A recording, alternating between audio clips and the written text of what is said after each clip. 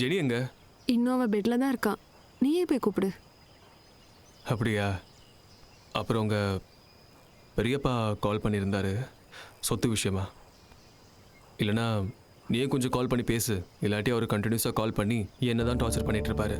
எனக்கு அவர்கிட்ட பேசுறதுக்கு எதுவுமே இல்லை. அன்னைக்கு எல்லாமே முடிச்சுதான் நானும் அவளும் கூட வந்தோம். எனக்கு எதுவுமே வேணாம். பாரு, நீயும் ஜெனி மட்டும் போதும். சரி, நீயே முடிவு பண்ணு. அப்புறம் நான் சொல்லியிருக்கேன்ல, ராகுல் கேரளா டைரக்டர். நான் இங்கே இருக்க மாட்டேன். ஷூட்டிங் விஷயமா கொச்சின் போயிடுவேன். அவரை போய் பார்த்தே ஆகணும். வேலையை முடிச்சு தான் திரும்ப வருவேன்.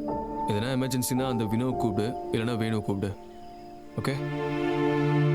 மிதுன், கண்டிப்பா நீ போகணுமா? நாங்க இங்க தனியா இருக்கணும்ல.